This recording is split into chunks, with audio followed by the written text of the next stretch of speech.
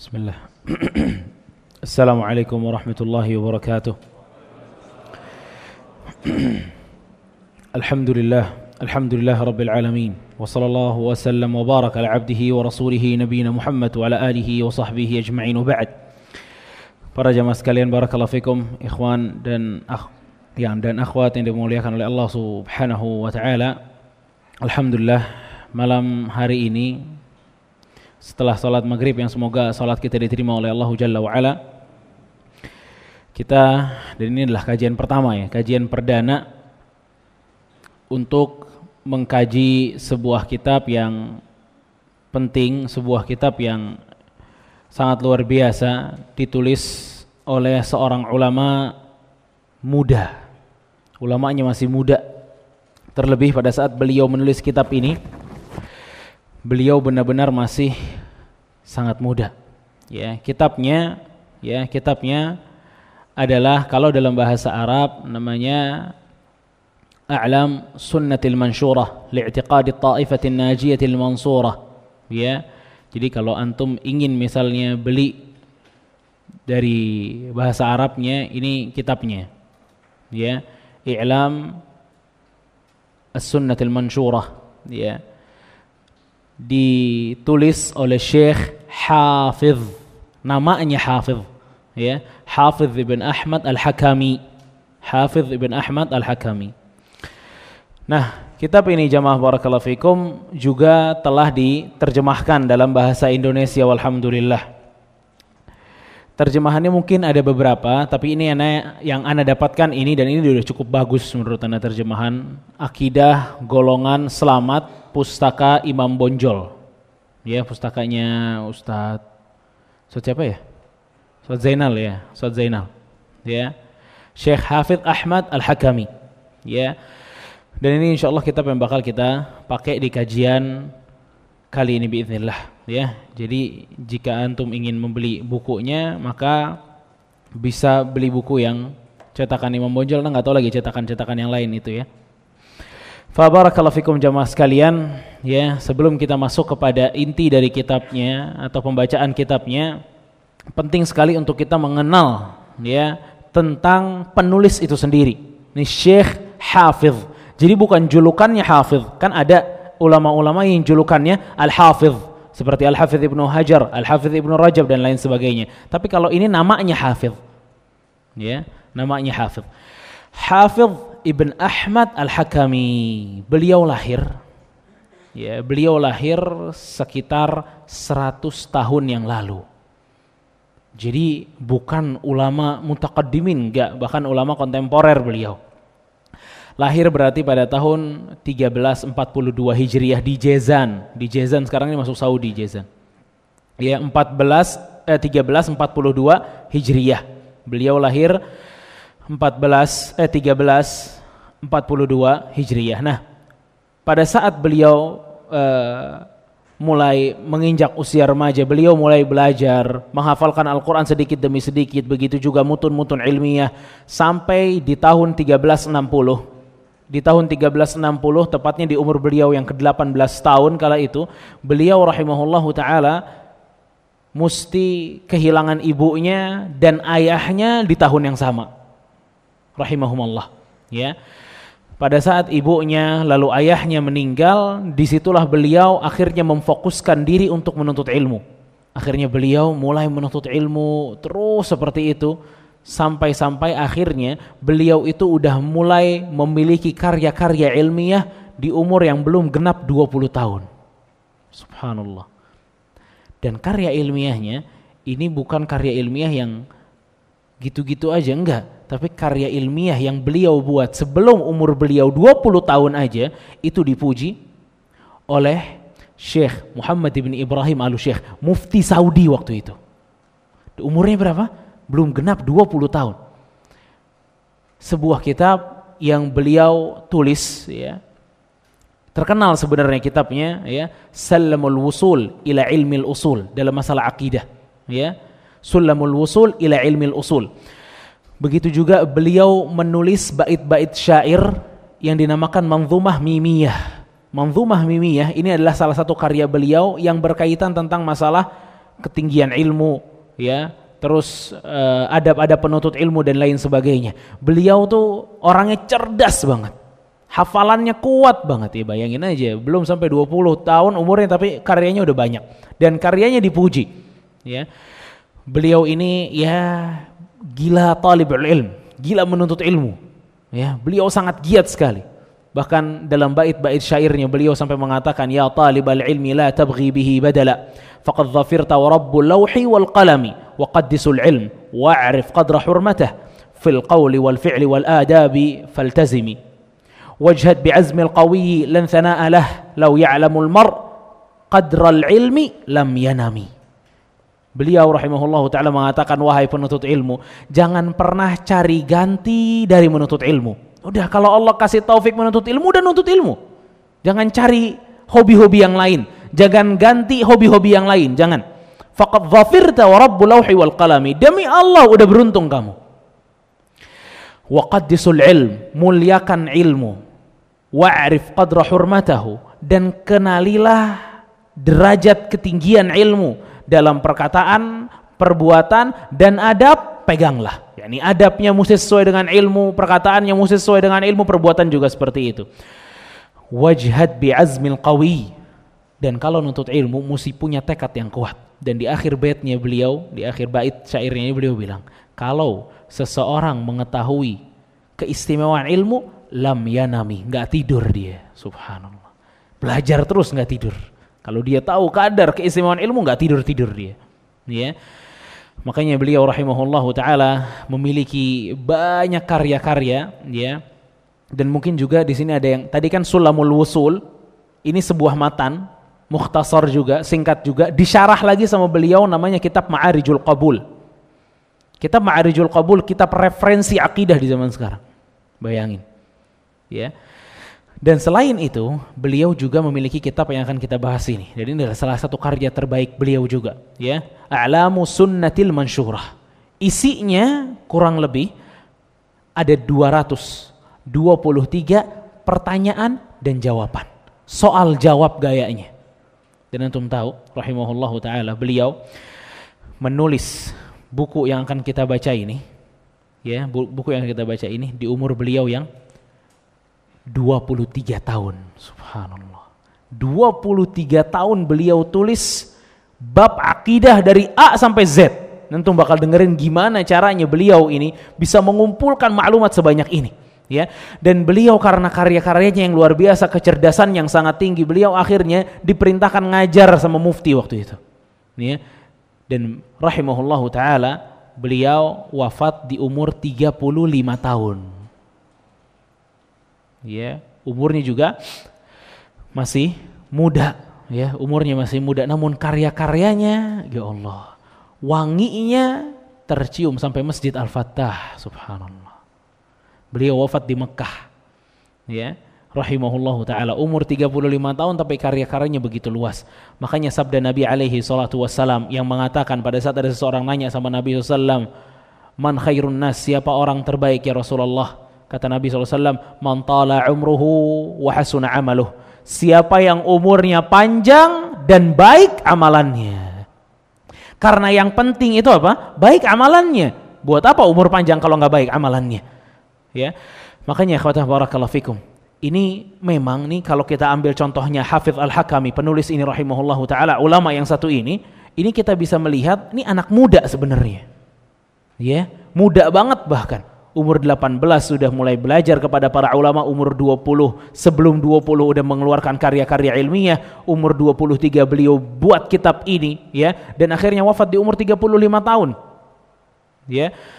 Dan para ulama yang telah belajar sama beliau rahimahullahu taala selalu memujinya karena keluasan ilmu yang dia miliki. Bahkan Syekhuna Syekh Shalih Sindi hafizahullahu taala, beliau mengatakan orang ini, Syekh Hafidz Al-Hakami ini, seakan-akan beliau dididik oleh Syekhul Islam Ibnu Taimiyah dan Ibnu Qayyim rahimahumullah. Subhanallah. Ya, saking luas ilmunya dan kemiripan gayanya, ya.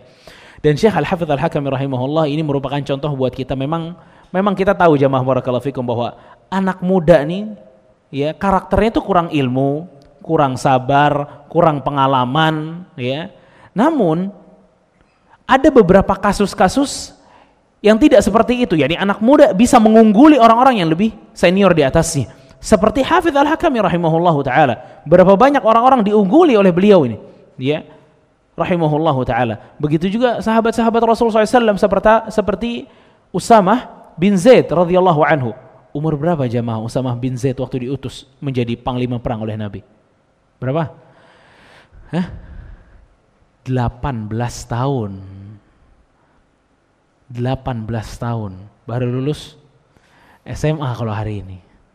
Suruh perang, prajuritnya siapa? Abu Bakar dan Umar, bayangin. Ya.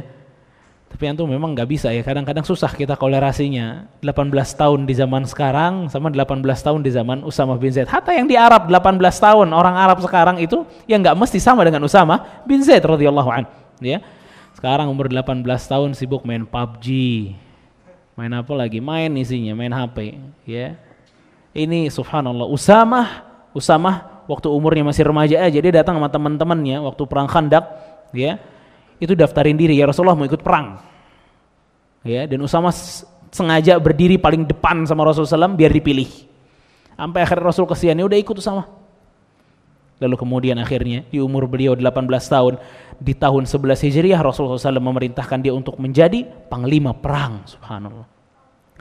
Tapi akhirnya nggak jadi pergi gara-gara Rasulullah SAW wafat. Begitu Abu Bakar menjadi khalifah, Abu Bakar ngirim lagi Usamah.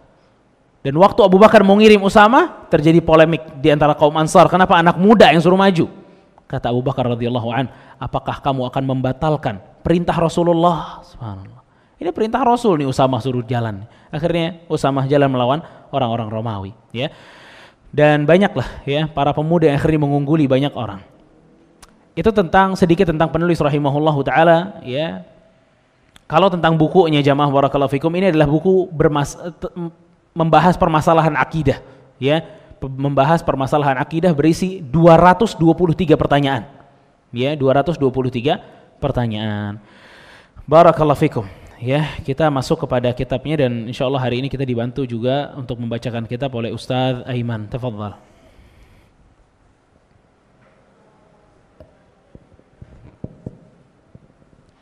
Bismillah wassalatu wassalamu ala Rasulillah.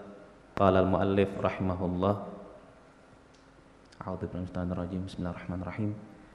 Alhamdulillahilladzi khalaqas samawati wal arda wa ja'ala adh-dhulumati wan nur. ثم الذين كفروا بربهم يعدلون هو الذي خلقكم من طين ثم قضى أجلا وأجل مسمى عنده ثم أنتم تمترون وهو الله في السماوات وفي الأرض يعلم سركم وجهركم ويعلم ما تكسبون.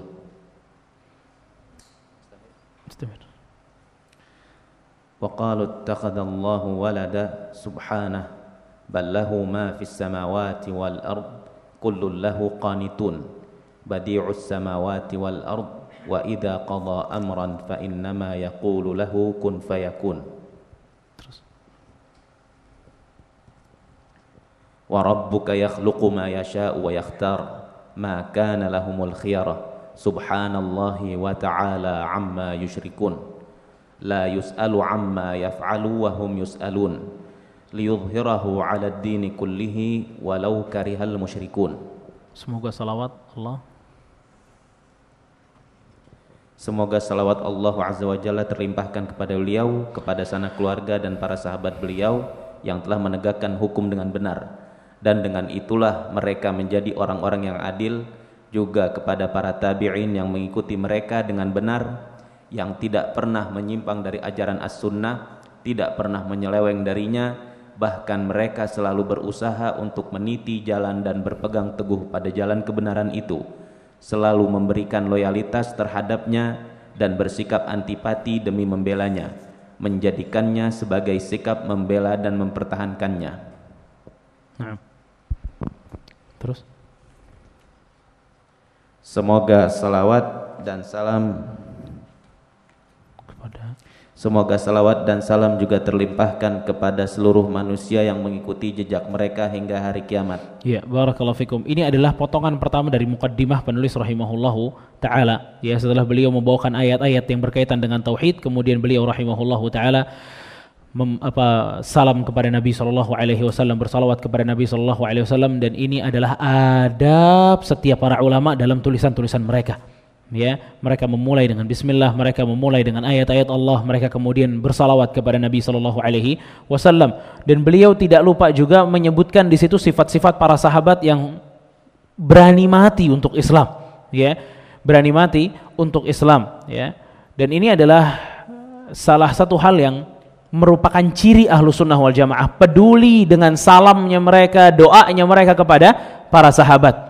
Ya, ahlu sunnah salah satu cirinya adalah apa? Hubbul ansar, mencintai para sahabat, mencintai kaum ansar. Bahkan Nabi alaihi salatu wassalam, beliau menjadikan barometer keimanan seseorang itu di mana? Salah satunya adalah dicinta mereka kepada para sahabat radhiyallahu taala anhum. Nabi sallallahu alaihi wasallam bilang, hubbul ansar minal iman wa bughdul ansar minan nifaq. Kata Rasul sallallahu alaihi wasallam, mencintai kaum Ansar adalah tanda keimanan seseorang, dan membenci kaum Ansar, membenci sahabat adalah tanda kemunafikan seseorang. Ya.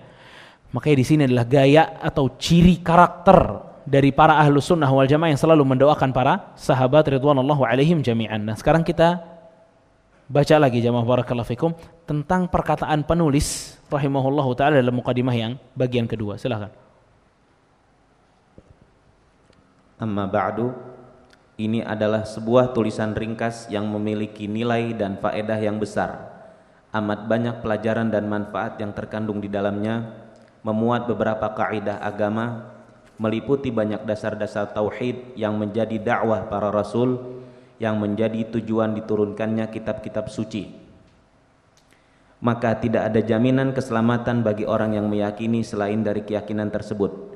Risalah ini memberikan petunjuk dan bimbingan menuju jalan yang putih bersih, menuju manhaj atau metodologi kebenaran yang jelas.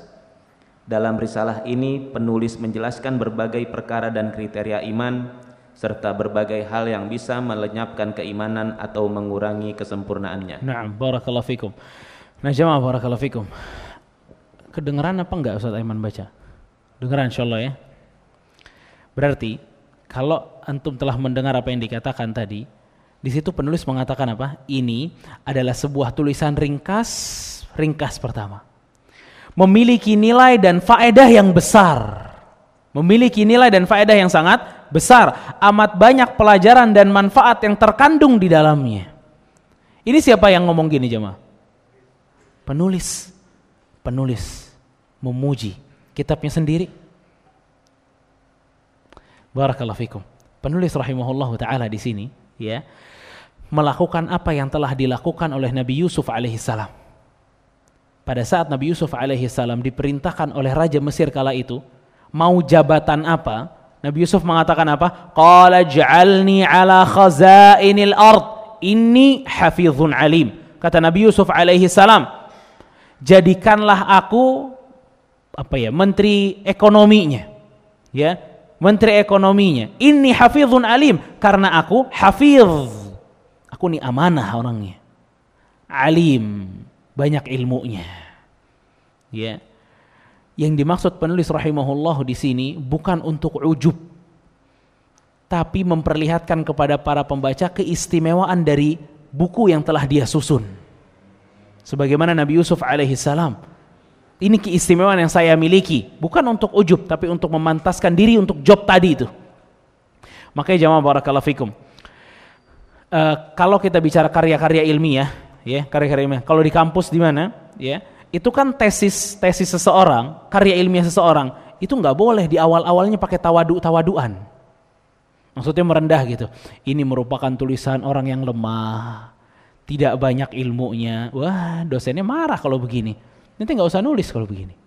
Justru saya ingin mengetahui apa yang Anda masukin di kitab ini nih. Apa keistimewaan kitab yang Anda miliki?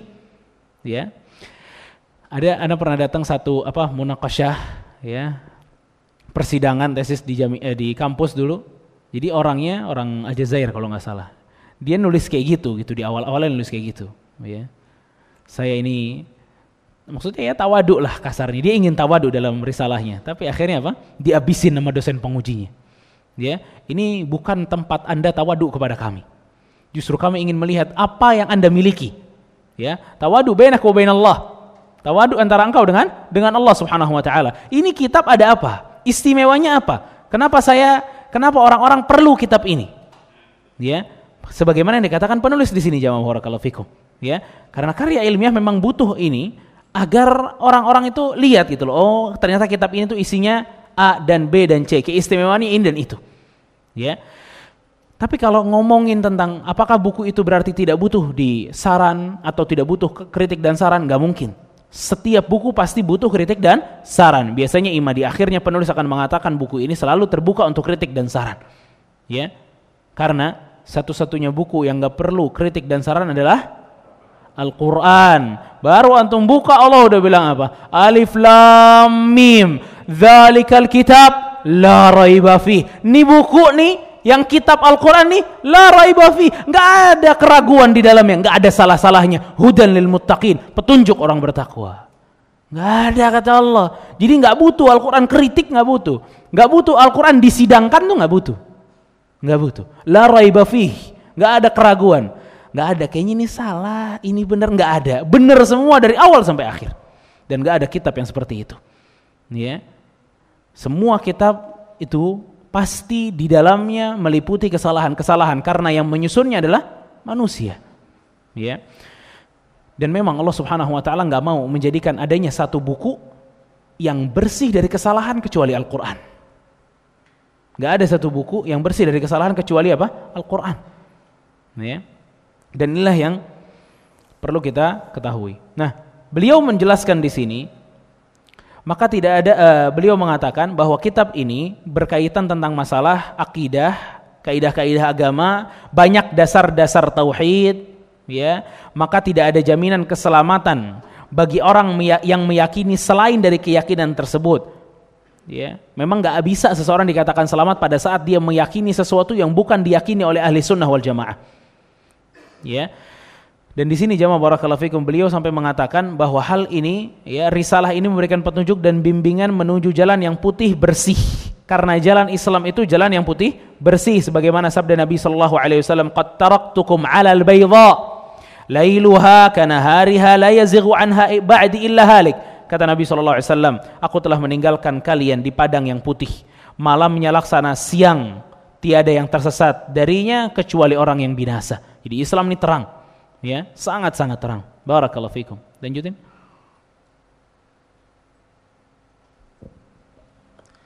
Dalam risalah ini penulis juga menyebutkan setiap masalah yang disertai dalil agar persoalannya menjadi gamblang dan hakikat yang terkandung di dalamnya menjadi jelas. Jalannya juga menjadi terang benderang. Penulis hanya mencukupkannya dengan madhab ahlus sunnah wal ittiba'. Penulis tidak mempedulikan berbagai pendapat ahli bid'ah dan para pengikut hawa nafsu, karena semua pendapat itu hanya layak disebutkan untuk dibantah, untuk ditembus dengan panah ajaran as-sunnah. Barakallahu fikum. Nah, ini faedah buat kita nih di awal-awal. Ya, penulis bilang, saya akan juga menyebutkan dalil-dalilnya. Berarti, ya, dan antum kalau perhati ini jamaah barakallahu fikum, kalau antum perhatikan bagaimana cara para ulama ahlus sunnah wal jamaah membuat kitab, kita didewasakan dengan dalil. Ya, kita pasti didewasakan dengan dalil. Dikit-dikit dalil, dikit-dikit dalil. Makanya ada beberapa orang, ya, itu kesel kalau ditanya dalil melulu ente. Lah kita diajarin sama ulama emang dalil dari dulu. Ya, didewasakan dengan dalil. Dan ini adalah sebuah keistimewaan ahlus sunnah wal jamaah. Ya, kalau antum membaca kitab Syekh Muhammad bin Abdul Wahhab rahimahullahu taala, ya, yang banyak orang tuduh sebagai Wahabi, silakan baca kitabnya. Antum gak bakal melihat kitabnya beliau kecuali banyak dalil. Pasti banyak dalil. Emang itu gayanya ahlus sunnah, kita gak bisa pungkiri itu. Itu gayanya ahlus sunnah kayak gitu. Kalau nulis kitab banyak dalilnya, kalau ngomong banyak dalilnya, ada dalil lagi. Makanya ada satu orang, ya, dia benci dengan dakwahnya Syekh Muhammad bin Abdul Wahhab rahimahullah, benci banget. Ya, orangnya di India. Dan ini kejadian benar ya. Jadi ada satu dai dari Abu Dhabi. Dai ini datang ke India selain untuk dakwah, beliau juga dagang gitu loh. Akhirnya beliau kayak ngontrak rumah sebelah masjid. Ya, ngontrak rumah sebelah masjid. Setiap hari, ya, syekh di masjid itu tuh ustadznya tuh kalau habis majelis melaknat Syekh Muhammad ibn Abdul Wahab. Setiap hari. Setiap habis kajian, Allahumma la'an Syekh Muhammad Abdul Wahab. Ya Allah, laknat Muhammad ibn Abdul Wahab, ya Allah. Akhirnya sang dai ini datengin gitu ya, tapi ngobrol aja. Ya, assalamualaikum, kif halak, segala macam. Nah, si ustadz ini suka gitu loh, ada orang Arab datang. Ya, ini ceritanya dari Dursaniyah. Akhirnya Syekh ini ngajakin ustadz ini ke rumah. Fadhal mampir ke rumah saya dari Abu Dhabi begini dan begitu. Oh ya seneng si ustadznya nih, ada orang Arab nih, bisa ngomong bahasa Arab nih. Nah, akhirnya datang ke rumahnya. Di rumah tersebut telah ada satu kitab yang ditaruh di situ tanpa cover. Ya, ditaruh di situ. Ya namanya ustadz. Didatengin, fadhal, ana ambil syahi dulu, kita ambil teh dulu ya, nanti tunggu sini, saya ke dapur dulu. Begitu ke dapur, ya namanya ustadz, depannya ada buku, dibuka sama dia bukunya. Dibuka, dilihat-lihat, terus dilihat-lihat. Akhirnya datang, tehnya datang. Terus nanya, ini buku siapa ya? Kok seperti Sahih Bukhari, kata dia. Kata syekhnya, oh ini, Syuf, ana ini buku ini dikasih sama toko buku yang ada di sana. Ahsan kita ke sana, kita tanya ini buku siapa nih? Oh iya, oke. Jalan. Pergi ke toko buku tersebut, kan nggak ada covernya, dikasih bukunya. Pak, nih si orang ustadz ini nih pengen tahu nih buku siapa. Kata dia kayak Sahih Bukhari, dalil terus. Dilihat dalamnya, diambil satu kitab, Kitabut Tauhid karya Syekh Muhammad bin Abdul Wahab. Diambil, dilihat. Oh sama. Ini ternyata yang Anda baca seperti Sahih Bukhari adalah Kitabut Tauhid karya Syekh Muhammad bin Abdul Wahab. Apa kata orang ini? Hah? Si kafir, kata dia. Kan dia laknat setiap hari. Si kafir itu. Ini Syekh Muhammad bin Abdul Wahab. Dari detik itu jamaah barakallahu fikum, dia akhirnya mempelajari Kitabut Tauhid, dan setiap selesai majelisnya dia selalu mendoakan rahmat untuk Syekh Muhammad bin Abdul Wahab rahimahullahu taala. Maksudnya adalah ini orang begitu ngelihat bukunya Kitabut Tauhid, dia bilang kayak apa? Sahih Bukhari. Antum buka Sahih Bukhari, isinya hadis tok, udah dalil semuanya. Begitu juga memang Kitabut Tauhid, judul dalil. Dia bilang kok seperti Sahih Bukhari, dia bilang. Ya, dan ini adalah gaya ahlu sunnah, karakter ahlu sunnah rahimahumullah ta'ala dalam masalah pengajaran mereka. Dan faedah yang luar biasa di sini penulis bilang, ya, penulis hanya mencukupkan dengan madhab ahlu sunnah wal ittiba'. Penulis tidak mempedulikan berbagai pendapat ahli bid'ah dan para pengikut hawa nafsu, katanya. Cara ngajarin akidah itu memang dengan menyebutkan perkataan-perkataan ulama ahlu sunnah. Ini akidah ahlu sunnah, akidah ahlu sunnah, akidah ahlu sunnah, akidah ahlu sunnah gitu. Tidaklah kata penulis kami menyebutkan kalimat-kalimat dari ahlul bid'ah. Ya. Jadi murni yang disebutkan itu hanya ahlu sunnah aja. Ini sebagai apa? Ini sebagai dasar. Sebagai dasar jamaah barakallahu fikum. Ya. Dan beliau bilang di sini, adapun perkataan ahlul bid'ah hanya layak disebutkan untuk dibantah. Makanya kitab-kitab akidah yang dipelajari oleh para ulama itu pasti kitab-kitab yang murni-murni aja, sebagai penyebutan ya akidah ahlus sunnah gini, akidah ahlus sunnah gitu, terus seperti itu, tanpa menyebutkan perkataan-perkataan ahlul bid'ah. Ya, karena ini dasarnya. Nanti setelah ini bisa, setelah akidah-akidah ahlus sunnah dipegang, baru dia naik tangga yang kedua, bisa membaca bantahan-bantahan para ulama. Karena membaca bantahan para ulama itu emang nggak bisa semua orang baca jamaah. Berapa banyak orang mencoba membaca bantahan para ulama, syubhatnya ingat, bantahannya enggak. Syubhatnya ngerti, bantahannya enggak ngerti. Telepon Ustadz nih syubhat nih gimana ya? Ente baca apa? Ternyata dia membaca sebuah bacaan yang belum sampai sebenarnya, dia nggak mampu sebenarnya, tapi akhirnya memaksakan diri. Ya. Namun itulah sekarang zaman kita udah begini jamaah barakallahu fikum. Ya, zaman kita udah begini. Zaman kita nih akhirnya zaman semua terbuka. Ente lihat di internet semua bisa dilihat. Mu yang benar, mu yang nggak benar bisa dilihat. Mu yang ada syubhat, nggak ada syubhat bisa dilihat. Ya. Makanya banyak akhirnya orang-orang apa? Kacau, bingung. Ini mana yang benar? Ya. Antum bayangin aja, ada orang-orang pemain-pemain bola tapi masih under 10 tahun. Atau under 12 tahun lah, di bawah 12 tahun. Tapi disuruh main lapangan gede. Kocar kacir permainannya. Berantakan, karena itu bukan medannya dia. Tapi kalau udah senior main lapangan gede enak. Tapi kalau masih kecil kacau. Belum 45 menit udah capek. Mainnya juga paling setengah lapangan. Bahkan seperempat lapangan. Karena apa? Kalau seperempat lapangan dia oke, pas. Karena itu medannya. Begitu juga belajar. Kalau kita langsung masuk kepada kitab seluruhnya, padahal kita masih di bawah 10 tahun kemampuan kita. Ya, maka nggak bakal mampu. Kita ngos-ngosan sendiri, capek, dapat bola enggak, golin enggak, malah capek aja. Ya, makanya jamaah barakallahu fikum, memang menuntut ilmu nih ada step-stepnya gitu loh yang dikemukakan oleh para ulama. Jadi intinya bahwa ulama Ahlus Sunnah wal Jamaah dalam mengajarkan akidah kepada masyarakat atau menuliskan kitab-kitab akidah untuk masyarakat dengan dua tipe. Yang pertama, menyebutkan akidah Ahlus Sunnah beserta dengan dalil Al-Qur'an dan Sunnah. Menyebutkan akidah Ahlus Sunnah beserta dengan dalil dari Al-Qur'an dan Sunnah. Ini cara mereka yang pertama. Mereka sebutkan semuanya. Yang kedua, mereka menyusun buku-buku sebagai bantahan kepada ahlul bid'ah, sebagai bantahan kepada ahlul bid'ah, ya, kepada orang-orang yang keliru. Nah, cara-cara seperti ini yang dimukakan oleh para ulama rahimahumullah wa ajma'in. Tafadhal. Para imam besar kaum muslimin telah berupaya menyingkap kebobrokan semua pendapat itu. Bahkan para imam tersebut telah menyusun berbagai tulisan secara terpisah untuk membantah dan mementahkannya. Karena sesuatu dapat dikenali dengan mengenali apa yang menjadi kebalikannya, baru bisa diberikan definisi yang tepat untuk sesuatu tersebut. Kalau matahari terbit, tidak diperlukan lagi dalil untuk mengenal siang hari. Kalau kebenaran telah jelas dan gamblang, maka mencari kebalikannya pasti kesesatan belaka. Nah, barakallahu fikum. Di sini juga penulis maksudnya adalah mengajarkan kepada kita bahwa kebenaran itu terang. Kebenaran itu jelas. Kesesatan juga jelas. Dua-duanya udah dijelaskan oleh Allah Subhanahu wa taala dalam Al-Qur'an. Makanya Syekh Muhammad bin Abdul Wahhab rahimahullahu taala dalam kitab Ushulus Sittah beliau mengatakan al-ikhlasu dinillahi ta'ala wahdahu la syarikalah. Permasalahan tauhid, permasalahan syirik itu jelas di Al-Qur'an. Bahkan beliau membahasakan dengan kalimat wa kaunu aktsarul Qur'an fi bayani hadzal asli.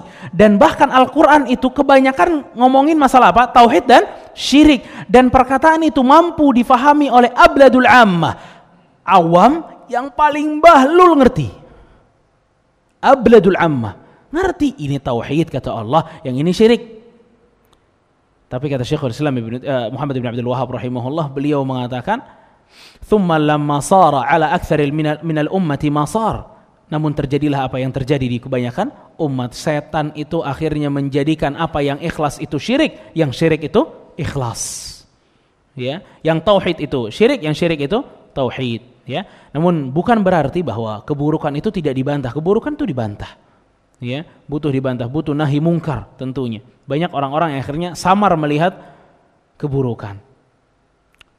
Lanjut. Penulis menyusun risalah ini secara sistematis dengan metode tanya jawab agar penuntut ilmu yang membacanya bisa lebih waspada dan lebih mencermatinya. Kemudian penulis mengimbuhinya dengan jawaban yang akan memperjelas permasalahannya sehingga tidak membingungkan. Penulis memberi judul A'lam as-Sunnah al-Mansyurah lil-i'tiqadi at-Ta'ifah al-Mansurah. Panji-panji sunnah yang berkibar tentang akidah Ta'ifah Mansurah. Barakallahu fikum. Nah, jemaah barakallahu fikum. Penulis akhirnya memberikan kepada kita metode dia dalam bukunya. Caranya kata penulis tanya jawab. Makanya kalau antum beli bukunya, ini ada daftar isi, ya. Itu daftar isinya udah ada tulisannya. Pertanyaan ke-1, pertanyaan kedua, pertanyaan ketiga, pertanyaan keempat. Terus pertanyaan sampai terakhir ada pertanyaan di pertanyaan ke-223. Pertanyaan 223. Pertanyaan 223, ya. Ini merupakan pertanyaan terakhir yang dibuat oleh penulis rahimahullahu taala. Adapun substansinya itu lengkap jemaah barakallahu fikum. Beliau akan membicarakan tentang tauhid, tentang ibadah, tentang mahabbah. Nanti beliau masuk ke dalam masalah takdir, masalah sunnah Rasul sallallahu alaihi wasallam, masalah syirik, ya. Dan kita benar-benar didewasakan nanti dengan dalil. Ya, dengan dalil, ya, tentang sahabat Rasul sallallahu alaihi wasallam dan seterusnya, ya. Dan metode tanya jawab itu metode yang nyaman, ajib, dipakai sama Nabi sallallahu alaihi wasallam, dipakai sama Nabi. Bahkan bukan hanya sama Nabi sallallahu alaihi wasallam, sama Allah Jalla wa Ala metode tanya jawab dipakai. Allah Subhanahu wa taala berfirman dalam surat Thaha ayat 170, Allah mengatakan, "Wa ma tilka biyaminika ya Musa?" Apa yang ada di tangan kananmu wahai Musa? Ditanya sama Allah. Ya, hiya asai. Ini adalah tongkatku, kata Musa.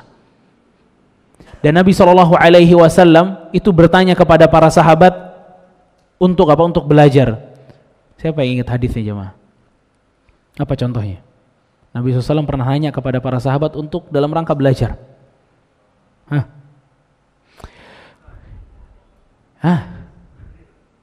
Hadis Jibril, barakallahu fikum. Jibril datang alaihi salam. Jawabannya Jibril udah tahu. Jawabannya Jibril udah tahu. Tapi untuk memberikan faedah kepada yang lain, Jibril bertanya di depan Nabi SAW. Akhbirni anil Islam. Wahai Muhammad, kabarkan kepadaku tentang Islam. Faedahnya buat yang lain tuh. Kan abis Nabi SAW menjawab, Jibril yang bilang, sadaqta. Diponten nama Jibril langsung. Bener. Fa'ajibna lah, kata Umar. Gimana ceritanya? Kok dia nanya, dia juga yang mengatakan benar. Dia juga yang nilai. Ya, maka ini boleh. Juga Nabi SAW pernah nanya kepada Mu'adz. Ya Mu'adz, atadri ma haqqullahu 'alal 'abid? Wahai Mu'adz, apakah engkau tahu hak Allah kepada hambanya dan hak hamba kepada Allah? Lihat. Ya. Bahkan Nabi SAW di dalam hadis, Nabi SAW pernah berkumpul dengan para sahabat dan mengatakan, Inna minasyajari syajaratan la yasqutu waraquha. Ada pohon yang enggak jatuh dedaunannya. Wahiyya mathalul muslim, dan itu seperti muslim. Jadi muslim, kaum muslimin itu pernah diibaratkan seperti sebuah pohon oleh Rasulullah SAW. Dan ini dengan pertanyaan. Akhirnya para sahabat tuh jawab jamaah. Dan jawabannya salah. Jawabannya salah. Ya, sampai nggak ada yang bisa jawab. Rasul SAW mengatakan hiya nakhlah, pohon kurma, kata Rasul.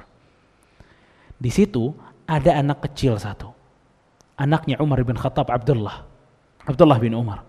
Abdullah bin Umar itu dia udah bilang, ini kayaknya nakhlah. Ini jawabannya pohon kurma nih, tapi saya malu, banyak senior. Masa saya jawab? Kata Umar bin Khattab setelah Ibnu Umar mengatakan seperti itu, li an takuna qultaha ahabbu ilayya min an yakuna liya kadza wa kadza. Coba kamu ngomong, itu lebih aku sukai wahai anakku, kata Umar. Ya, maksudnya dengan apa? Dengan pertanyaan. Bukankah Rasul sallallahu alaihi wasallam pernah mengatakan kepada para sahabat, ya, ala ukhbirukum bi akbaril kabair? Mau enggak kalian aku kabarkan dengan tahukah kalian tentang dosa terbesar? Ya, dan banyak pertanyaan. Itu untuk apa jemaah? Untuk apa pertanyaan-pertanyaan itu disabdakan oleh Nabi SAW? Untuk memikat perhatian, grab attention. Jadi perhatiannya terfokus orang-orang. Ya, dan ini adalah salah satu teknik pengajaran Nabi SAW dengan bertanya, bersoal jawab. Ya, makanya itulah cara yang dikemukakan oleh penulis rahimahullahu taala di dalam kitabnya. Ya, tafadhal, dilanjutin. Hanya kepada Allah penulis memohon agar menjadikan amalan ini semata-mata karena mengharap wajahnya yang maha tinggi, agar ilmu yang diajarkan kepada kami bermanfaat bagi kami, mengajarkan kepada kami ilmu yang bermanfaat bagi kami sebagai karunia dan keutamaan darinya semata. Sesungguhnya Allah Maha Kuasa atas segala sesuatu, Maha lembut dan Maha mengetahui semua hamba. Hanya kepada Allah lah kami kembali, dan Dialah yang menjadi penolong, dan Dia adalah sebaik-baik pemberi pertolongan. Na'am, barakallahu fikum. Udah azan? Berapa menit? Taib, baca lagi. Habis. Taib. Ini muqaddimah selesai dari penulis rahimahullahu taala. Mungkin untuk pertemuan pertama kita muqaddimah aja. Insyaallah di pertemuan berikutnya baru kita masuk tentang pertanyaan yang pertama, dan ana berharap sekali antum bisa membeli kitabnya. Kita ngaji bareng-bareng di Masjid Al-Fattah. Semoga Allah Subhanahu wa taala memberikan taufik kepada kita, karena kalau enggak pakai kitab susah nyambungnya nanti. Ya, mudah-mudahan Allah Subhanahu wa taala memudahkan. Wassallallahu ala nabiyina Muhammad wa ala alihi wa sahbihi ajma'in. Subhanakallahumma wa bihamdika asyhadu an la ilaha illa anta astaghfiruka wa atubu ilaik.